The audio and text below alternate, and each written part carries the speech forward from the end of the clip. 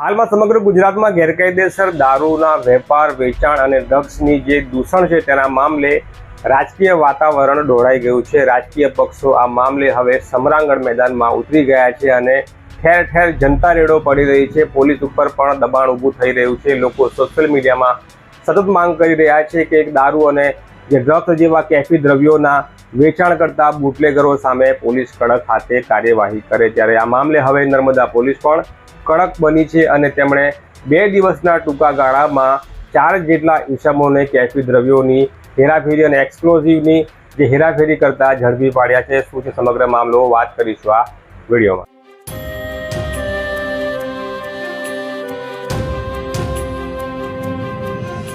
નર્મદા લાઈવમાં તમારું સ્વાગત છે। હું છું વિક્રાંત। છેલ્લા કેટલાક સમયથી સમગ્ર ગુજરાત અને નર્મદામાં પણ દારૂનો મુદ્દો ગાજી રહ્યો છે। રાજકીય પક્ષના નેતાઓ એકબીજા ઉપર શાબ્દિક પ્રહારોથી લઈને વ્યક્તિગત પ્રહારો ઉપર ઉતરી આવ્યા છે।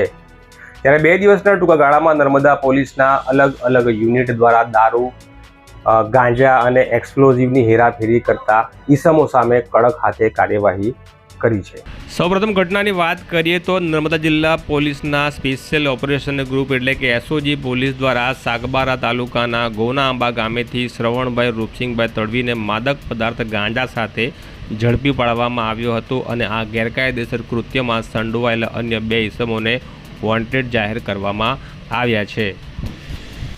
બીજી ઘટનાની વાત કરીએ તો ડેડિયાપાડા પોલીસે કોરવી ગામેથી 4,98,000 કરતાં વધુના દારૂનો જથ્થો લઈ જતા વિજયભાઈ સોમાભાઈ તડવી રહેવાસી કોરવી ગામ તાલુકા ચિગદાને ઇકો કાર જીજે 22P3655 સાથે ઝડપી લીધો હતો। તેમજ આ ઇકો કારનું પાયલોટિંગ કરનાર દીપક કરણ તડવી રહેવાસી કોડબા તાલુકો સાગબારાને પણ પોલીસે જુપિટર મોપેડ સાથે ઝડપી પાડી બંને આરોપીઓ સામે કાયદેસરની કાર્યવાહી હાથ ધરવામાં આવી છે।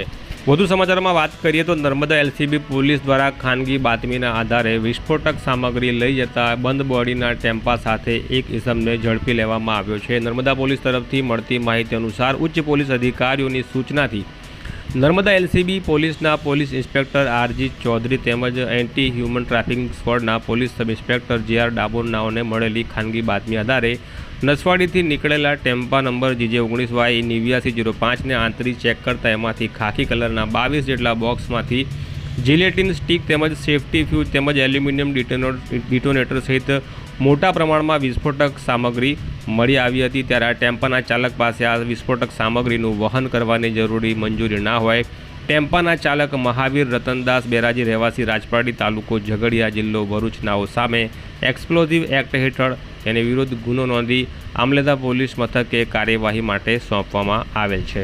વધુમાં નર્મદા પોલીસ તરફથી મળતી માહિતી મુજબ રાજપીપળાના જીન કમ્પાઉન્ડ વિસ્તારમાં 11 માસ અગાઉ થયેલી મોટરસાયકલ ચોરીના કિસ્સામાં એક આરોપી અગાઉ પકડાઈ ચૂક્યો હતો, પરંતુ બીજો આરોપી લાંબા સમયથી ભાગેડું હતું। તેને પકડવા માટે પોલીસ કામે લાગી હતી। ત્યારે કાયદાના સંઘર્ષમાં આવેલા બીજા આરોપી સગીર હોય તેને રાજપીપળા પોલીસે વડિયા જકાત નાકાથી અટકાયત કરી રાજપીપળા પોલીસને આગળની કાર્યવાહી માટે સોંપેલ હોવાની જાણકારી મળી રહી છે। આ જ પ્રકારના વધુ ન્યૂઝ અને અહેવાલ માટે નર્મદા લાઈવની આ ચેનલ સાથે જોડાયેલા રહેજો।